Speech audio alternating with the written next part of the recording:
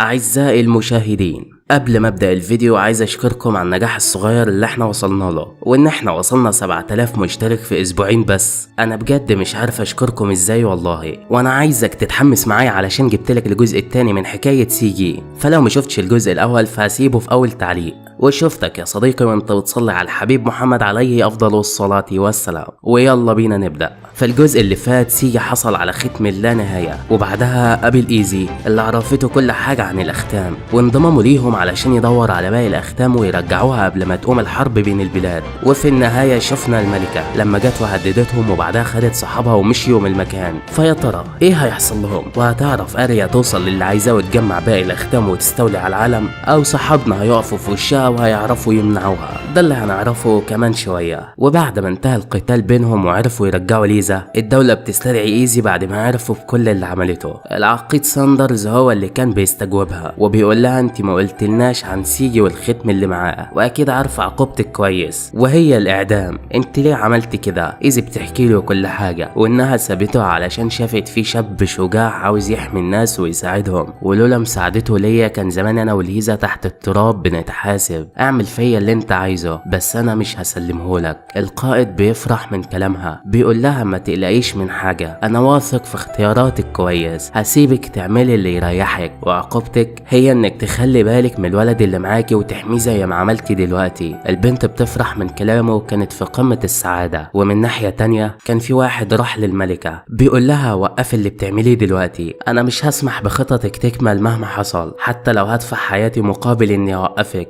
ولكن اريا ما بتفرقش معاها كلامه، بتقول له اعلى ما في خيلك اركبه، وبتسيبه وبتمشي. الواد بيتعصب وعلى طول بيروح لسيجي بيقول له تعالى معايا. سيجي بيرفض وبيقول له انا معرفكش اصلا علشان اجي معاك، فبيكسر عظمه، بيفضل يضرب فيه لحد ما بيغمى عليه. وسيجي مش فاهم هو ليه بيعمل كده، بس تعالى اما اقولك. ده هو بلود، كان شغال مع الملكة قبل كده ولكن ما عجبوش اللي كانت بتخطط له وكمية الناس اللي قتلتهم من غير اي سبب، علشان كده اتقلب عليها. وبالمناسبة بلود ده عنده ختم لا نهاية، نفس ختم سيجي بالظبط. بياخد سيجي وبيمشوا في العربية، ولما بيفوق بيتكلم معاه، بيقف قدام مكان كده وبيقول له ده المختبر بتاع الملكة اللي بتعمل فيه كل تجاربها، واللي بتعمل فيه الناس كفران تجارب للي عايزة تعمله. اجهز معايا علشان هنهجم عليهم دلوقتي. سيجي اول ما بيعرف انه معاهم بيوافق يروح يساعده، بيكسر الجدار وبيدخله. بيسألوا سيجي هي ليه الملكة عايزة الختم بتاعه بالذات، فبيقول له ان الختم اللي معاك موجود منه 4 نسخ، انت معاك واحد وانا معايا التاني، والملكة معاها التالت، ورابع ختم موجود في مكان مش عارفينه ولسه لم يتم استخراجه. وعايزين ختم اللانهاية ده بالذات علشان ختم اللانهاية عبارة عن جزء من مفتاح، ولو حد جمع ال4 أختام دول هيبقى منيع وهياخد قوة جبارة، ولا أنا ولا أنت ولا أي حد في الدنيا هيعرف يقف قدامه. وفجأة هما بيتكلموا بيزقوا بلود وبيحميه من طلقة كانت هتصيبه، وبضربتين بيخلص على الجنود اللي قدامه. ايه القوة ديت؟ ومن ناحية تانية الملكة وبيلا ومعاهم كالي كانوا عرفوا بمكان الختم الرابع، راحوا علشان يستخرجوه. بيوصلوا مكان بعيد وبيلاقوا بلورة كبيرة قدامهم، ودي بلورة الأختام. الملكة بتستخدم قوتها وبتدخل جوه البلورة علشان تطلع الأختام منها، وبيقف كل من بيلا وكالي لحمايتها.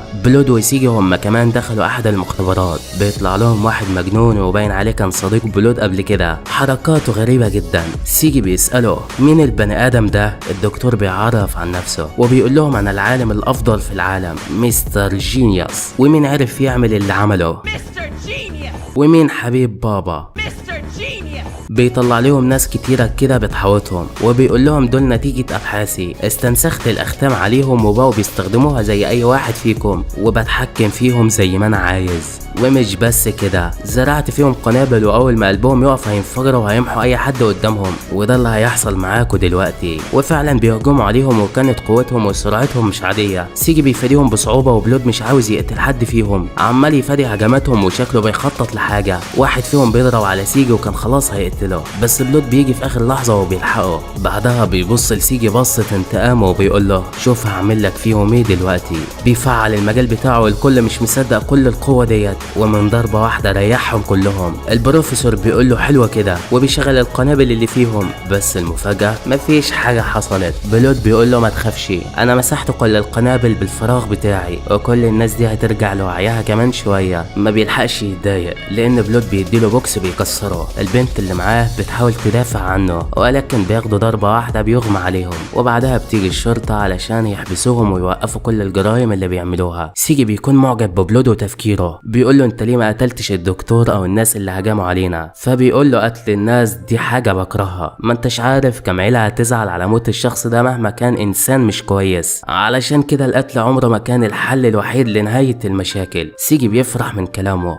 بيقسم انه هيمشي على نفس الطريق ويدافع عن الناس ويحميهم، وبيخلص اليوم على كده. وبعدها بلود بيروح لإيزي علشان يقول لها على كل اللي حصل، وان الملكة عرفت ترجع الختم الاخير وما عادش قدامها غير ترجع اللي معايا واللي مع سيجي. إيزي بتقول له طب وانت هتساعدنا ولا هتمشي وتسيبنا زي ما عملت معانا قبل كده؟ فبيقول لها دي حاجة ما تهمنيش، والاحسن ليا ان افضل بعيد علشان ما حدش ياخد الختم اللي معايا ويقتل الناس بيه. إيزي لسه هتكمل كلامها وتقنعه ولكنه ما بيديلهاش اي اهمية وبيسيبها وبيمشي. ومن ناحية تانية سيجي بيروح البيت، بيقعد مع توكو اللي كانت قلقانة عليه جدا. بتقول له انت هتفضل كده على طول ولا ايه؟ حاطط نفسك في وش المدفع واحتمال الملكة تأذيك او يحصل لك حاجة. من اليوم وانا رجلي على رجلك ومش هسيبك تاني. سيجي بيفرح من كلامها ولكن كان زعلان من جواه وخايف لا يحصل لها اي حاجة. بيقول لها كله الا زعلك يا قمر، انت مش هعرف انزل لك كلمة، هعمل اللي انت عايزاه وهاخدك معايا بعد كده. فبتقول له تمام. وفي الوقت ده كان العقيد عرف يحدد مكان الملكة، جمع قواته وجهز علشان يهجموا عليهم. وفعلا تاني يوم بيركبوا الطيارة وبيروحوا لهناك. القائد بيحذرهم من خطورة الناس اللي هيواجهوهم، بيشجعهم على المهمة وبيقول لهم اهم حاجة نوقف الملكة قبل ما تطلع الختم الاخير، مهمتنا هي قتل الملكة والقضاء على تلك المنظمة. بيعرف الباقيين على سيجي وهم وانجو وجونسون وليزا وليو، دول اللي هينفذوا المهمة واقوى جنود للكتيبة، وده طبعا بالاضافة للقادة التانيين. العقيد بيتحمس وبيقول لهم كسروا وش الناس ديت، عاوزهم يستغيثوا قبل ما يموتوا على ايديكم. باقي الجنود هم كمان بيتحمسوا وبيبداوا بالهجوم عليهم. سيجي هو كمان بيفعل ختمه وبيقول لتوكو خليكي هنا، العقيد هيحميكي وياكي يحصل لك حاجة، انا مش هعرف اعيش من غيرك. وبيسيبها وبيمشي. الجنود بيروحوا للمكان وبيلاقوا كالي واقفة ولا هممها حد. جونسون بيتحمس وبيهجم عليها بكل قوته، ولكن على مين؟ ارجع يلا. جونسون بيزحف قدامها مش حاسس بجسمه ولا عارف ايه اللي حصل له. بيبص وراه بيلاقي جسمه اتشق لنصين وهوبا بتطير دماغه. الكل واقف مصدوم من اللي شايفه، قوة وسرعة لم نشهد لها مثيل. زميل ليه بيتعصب وبيحاول يغفلها وبيصيبها بالمسدسات، ولكن بتعمل حاجز عليها وبترد هجومه. بعدها بتستخدم تقنية جديدة من قوتها، بتزود الضغط على جسمه وبتحشره في شجرة بتكسره. وتاني واحد بالسلامة. توم وإيزي هما كمان كانوا بيباغتوا أتباع كالي، وبرغم إنهم نسخ بس قوتهم مش عادية. بيصيبوا توم برصاصة في كتفه وكانوا هيقتلوه لولا إن هرب في آخر لحظة. إيزي عمالة تقتل فيهم ولكن أعدادهم كتيرة وما بيخلصوش. وفي نفس الأثناء واحدة بتروح للملكة وبتقول لها بكل اللي حصل. الملكة بتتعصب وبتقول لبيلا امسكي الجوهرة ديت وأنا همدك بالقوة وروحي اقتليهم، وفعلا بتعمل اللي قالت عليه. وبتبدأ الملكة بنقل قوتها وشكل في حاجة كبيرة هتحصل. وفي وسط المعركة بيلا بتظهر من العدم، جسمها بيتحول ومحدش فاهم حاجة، بقت كيان غريب هدفه الوحيد هو إبادة الجنود ديت. بتهجم على الطيارات وبتوقع فيهم واحدة ورا التانية،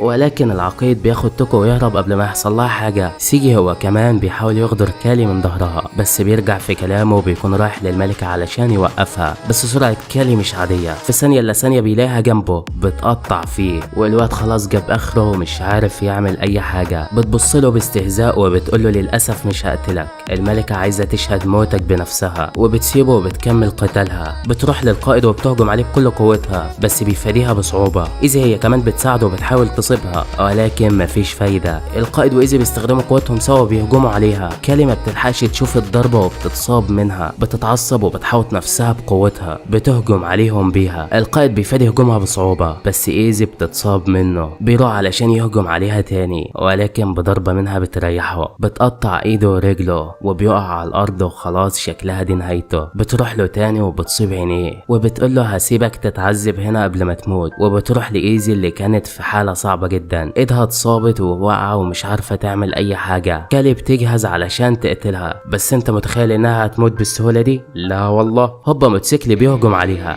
بتفجره، بس ده كان تمويه من بلود علشان يشتتها. بيقول لها ايوه انا سبت الجيش من زمان، بس مش هسيب حد يلمس شعره من ايزي مهما حصل. كالي بتقول له ده اللي احنا عايزينه من البداية، عملنا ده كله من الاول علشان نجيبك هنا ونقتلك وناخد الختم بتاعك. وفي الوقت ده كانت الملكة كسرت البلورة وطلعت الأختام اللي فيها وجهزت علشان تروح لهم. بتوصل هناك بتلاقي سيجي بيزحف على الأرض ومش عارف يعمل حاجة. أول ما بيشوفها بيحاول يهجم عليها ولكن بتثبته في مكانه. بتقول له ارجع يلا دي نهايتكم. بتقول له أنا هاخد الختم بتاعك أنت والواد التاني وهتكون خطتي كملت وأنا عاوزاك تجهز علشان هتموت قريب. بتقطع جسمه وبتفضل تستهزأ بيه. في نفس الوقت كالي بتهجم على بلود بكل قوتها ولكن بيستخدم فراغه وبيصد هجمتها. بتهجم عليه بالسيف تاني ومش عارفه تعمل معاه حاجه. بلود هو كمان بيجمع قوته وبيضربها بتطير من قدامه. بعدها بينده على ايزي وبيقول لها الحقي سيجي وشوفي ايه حصل له وانا هتعامل مع البنت ديت. فبتسمع كلامه وبتروح علشان تشوفه. كالي بتهجم عليه تاني وكالعاده بيصد هجماتها بسهوله. وفي وقتها كالي بتتعصب بتجمع كل قوتها. شكلها اتغير، قوتها زادت، جهزت وابل من الهجمات عليه وشكلها دي نهايته. توكو هي كمان كانت مع ليو علشان يحميها. بينده على توم وبيقول له خدها واهربوا علشان هنا خطر عليها وانا وليزا هنحاول نوقف بيلا قبل ما تقتلنا. فبيسمع كلامه وبياخدها وبيهرب وبيهجموا هما الاتنين على بيلا علشان يوقفوها. بيلا بتهاجمهم بالانصال ولكن بيفادوها بصعوبه. ليو بيستخدم ختمه وبيعمل قنابل وبيفجرها ولكن ما بتتاثرش من هجومه. بيستخدم قوه اكبر وبيثبت رجليها وبيفجروها تاني. مفكر انه حصل لها حاجه ولكن بتهجم عليهم من الدخان وبتصيبهم. لسه ما بيلحقوش فبتهجم على ليزا وكانت خلاص هتقتلها بس ليو بيقف وبياخد الضربة مكانها. بيبعد ليزا وبيقول لها عاوز اقولك حاجة قبل ما اموت، انا ما حبيتش حد قدك ومش خسارة ان اضحي بحياتي علشانك.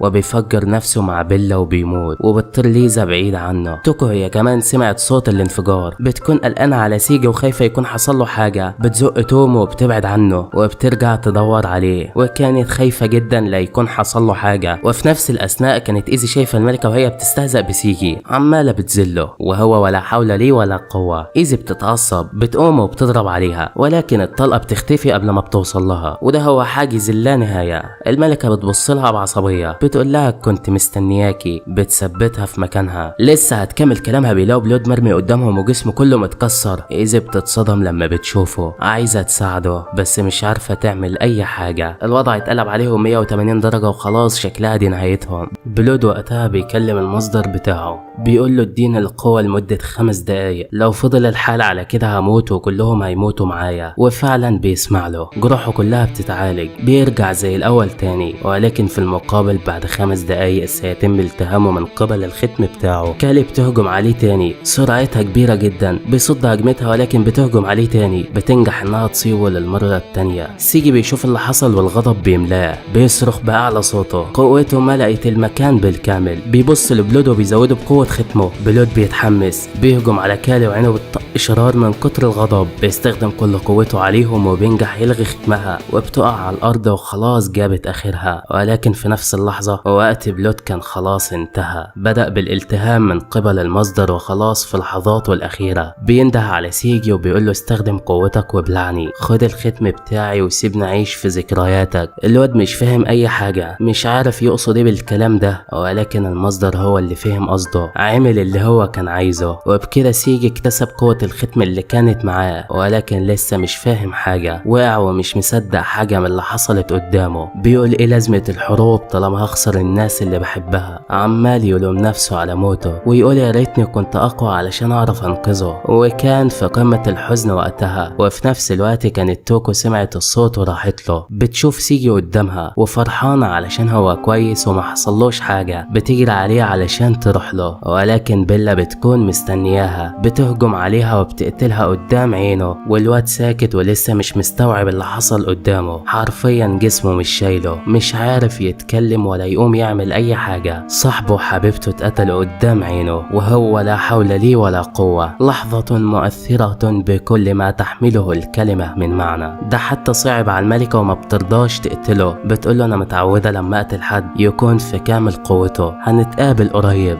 ولكن لما تبقى كويس. وبعدها بتسيبه وبتمشي. ومن وقتها اوسيجي قاعد لوحده مش بيكلم حد ولا عاوز حد يكلمه. الحزن بقى صديقه والكآبة حبيبه، ولسه مش متقبل موت حد فيهم لحد ما بيكلمه بلود من ذكرياته. بيقوله هتفضل تعيط كده لحد امتى؟ انا اديتك قوتي ومهاراتي علشان يفضل الامل جواك وما تستسلمش. انت نسيتنا بالسهولة دي، خلاص مش عاوز تنتقم لموتي. سيجي بيقوله انا مش هعرف اعمل حاجة، انا ضعيف، حبيبتي ماتت قدام عينيا وما كنتش عارف اعمل اي حاجة. عايزني ازاي اواجههم وانت اقوى مني واتقتلت على ايديهم؟ بس بلود بيقوله لا، انت اقوى مني بكتير، انت معاك قوة الختم بتاعك وزيادة عليها قوة الختم بتاعي، وقوتك اتضاعفت. انا واثق فيك وعارف انك قد المسؤولية. بيودعه وبعدها بيختفي من قدامه. الكلام بيلمس قلبه فعلا وبيحس بيه، وبيقسم انه لازم يجهز نفسه علشان ينتقم لموتهم. وبعد عدة شهور كان سيجي وباقي الفرقة في منطقة بعيدة للتدريب وتطوير نفسهم للمعركة الجديدة. سيجي اتطور جدا وجسمه كبر وبقى شبيه لجسم بلود ونفس تحركاته، وده نتيجة لانه عايش في جسمه. بيكونوا بيتدربوا، الكل بيهجم عليه ولكن بيبغت هجومهم بسهولة، بيوقع فيهم واحد واحد، وواضح التطور الكبير في قوته. بيهنوه على تطوره وبيقولوا له قوتك الوقت كبيرة وشكلك هتعملها ولا ايه يا ابو عمو. وبعدها بتروح ايزي وبتقول له الملكة عرفت بمكاننا واحتمال يهجموا علينا في اي لحظة. ولكن سيجي بيلاحظ وجود اسطوانة جنبهم، بيجيبها وبيعرف ان الملكة هي اللي بعتاها. بيدخلوا جوه ولما بيشغلوها بيلاقوا فيديو مبعوث من الملكة بتتكلم معاهم وبتستفزهم بالكلام، عمالة تضايق فيهم وهم مستحملين بالعافية. ولكن مش بس كده، بتوري لهم ليزا وهي مربوطة وفي حالة صعبة جدا. بتقول لهم لو سيجي ما جاش خلال 3 ايام فهنقتلها ويلا من غير سلام. العيال بترعبوا عليها ومش عارفين يتصرفوا ازاي دلوقتي. الزعيم بيقول لهم ده خطر عليكم ومش هينفع تروحوا، ولكن ايزي بترفض. بتقول انا مش هسيب حد من صحابي يموت تاني حتى لو ده هيكلفني حياتي، انا هروح واللي يحصل يحصل. والكل كمان بيتفق معاها. سيجي هو كمان بيتحمس وبيستعد علشان ينتقم لموتهم. وتاني يوم بيكون في واحد من الجنود اسمه تامي بيروح لحبيبته علشان يودعها قبل ما يمشي. بيقول لها انا مسافر وهروح مكان بعيد شويه. بيطلع خاتم من جيبه وبيديهولها. بيقول لها انا بحبك ووعد لو رجعت بالسلامه هنتجوز وهنعيش حياه سعيده. البنت بتتاثر من كلامه، مش عاوزاه يروح ويسيبها. بتقول له انت ليه بتتكلم بنبره الوداع؟ انا مش هسامحك لو حصل لك حاجه، انا على طول هفضل جنبك، بس انا مش عاوزاك تسيبني وتمشي. ولكن تامي بيطمنها وبيقول لها هرجع لك بالسلامه، وبعدها بيسيبها وبيمشي. بيروح لباقي زمايله وبيتجهوا الى مكان الملكة علشان يخلصوا عليها. بيقفوا كده بيلاقوا واحدة من اتباع الملكة ماسكة شوية جنود وعمالة تقتل فيهم وما عندهاش اي رحمة، وكان لاكا هو كمان معاها. بيتفقوا ان ايزي وتاما هيتعاملوا معاهم، وسيجي وتوم فهيروحوا يشوفوا الملكة وينقذوا ليزا. وفعلا بينفذوا الخطة ديت. بينزلوا تحت علشان يهجموا عليهم، ولكن ايزي بتتفاجئ بليزا بتهجم عليها، ولكن دي بيلا بس مستحوذة على جسمها بتهجم عليها بكل قوتها.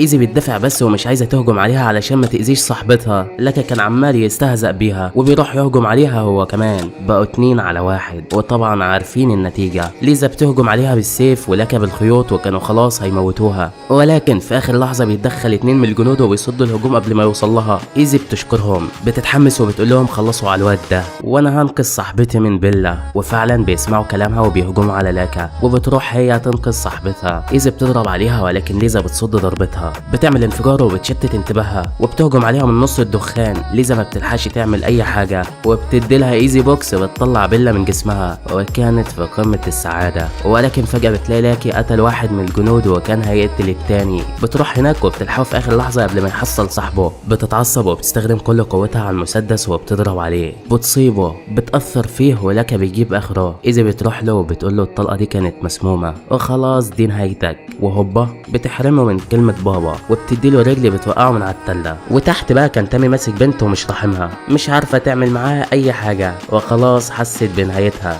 جمعت كل قوتها وطلعت انصال من الحيطه. تامي بيتحمس، بيجمع كل قوته وبيهجم عليها، بيديلها بوكس بكل قوته. تاكا هو كمان كان واقع من على التله على ايده وخد الضربه معاها، منحوس يعني. ومن جانب تاني سيجي بيوصل لمكان الاميره، بيعمل بوابه وبينزل لها، وبيقف توم يامن المداخل. سيجي بينزل بيلاقي كالي مستنياه من ساعتها، بتقول له ايه اللي اخرك كده؟ انا مستنياك من زمان. الواد بيتعصب، بيقول لها فين الملكه؟ كالي بتقول له جوه البلوره ديت، قالت لي لما سيجي يجي اقتليه وخد الاختام منه علشان تكمل تحولها. سيجي بيقول لها ده في احلامكم. بيهجم عليها بكل قوته. كالي قوتها كبيره جدا وكالعاده مش بيعرف يعمل معاها حاجه، كاسحه فيه من كل مكان والواد متدمر. كالي كانت مسيطره في البدايه، ولكن في البدايه بس يا صديقي. سيجي بيتعصب وبيهجم عليها، سرعته كبيره جدا وعماله تفادي هجومه بصعوبه. كالي بتنزل تحت وبتتمركز في مكانها، واي حركه من سيجي هتقتله بسيفها. ولكن سيجي بيضحك كده، بيقول لها كان ممكن ده يحصل لو كنت لوحدي، ولكن بلوت جوايا دلوقتي، هاتي اخرك يلا. بيتقدم وبيصد ضربتها بكل براعه، بيجمع كل قوته وبيديلها بوكس بيريحها، وكان فرحان جدا. بس وقتها الملكه بتطلع من البلوره، بتقول له ما كنتش متوقعه منك كل ده،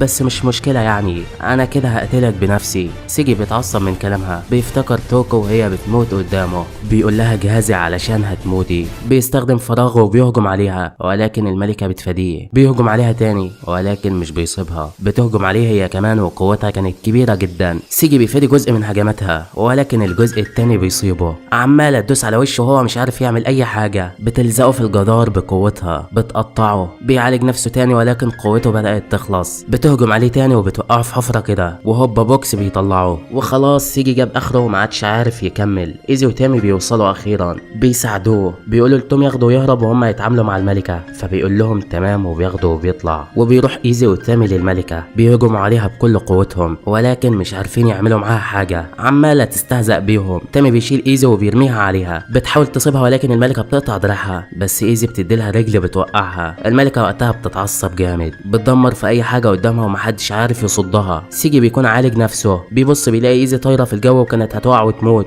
بيطير عليها وبيلحقها، بيقول مش هسيب حد تاني يموت ابدا، كفايه لحد كده. الملكه بتاخد شكل المصدر بتاعها وبتهجم عليه، ولكن ده ولا بيهمه، وفجاه جسمه هو كمان بدا يتحول. المصدر اندمج معاه وهو كمان خد شكله، ولكن لسه مش عارف يتحكم فيه. الملكه اول ما بتشوف اللي حصل بتقلق، بتروح على طول وبتهجم عليه بكل قوتها، عماله تلطش فيه من كل ناحيه قبل ما يفوق يعني. ولكن ده ولا في الدنيا، الكل بيقلق على سيجي، خايفين لا يحصل له حاجه، بيندهوا عليه، بيشجعوه، عمالين يحفزوا فيه علشان يرجع. بس انت متخيل انه مش هيسمع لهم؟ لا والله. سيجي بيفوق ويا ويلك منه، بيزق الملكه وبيبعدها عنه، بيهجم عليها بكل قوته، بيكسر فيها وهي مش عارفه تعمل معاه اي حاجه، بيكسر المصدر بتاعها، بيطير عليها بكل قوته، واحلى مسا عليكي، بيخفيها من الدنيا بحالها. وحرفيا قوه سيجي بقت مرعبه، الكل فرحان ومش مصدقين اللي عمله. واخيرا انتهت المعركه بانتصار سيجي على الملكه، وانتهت معاها كل مشاكلهم. وبكده يكون انتهى الانمي بتاعنا. اكتبوا لنا الانمي اللي عايزين نلخصه الحلقه الجايه. وبس كده، واستودعكم الله الذي لا تضيع ودائعه،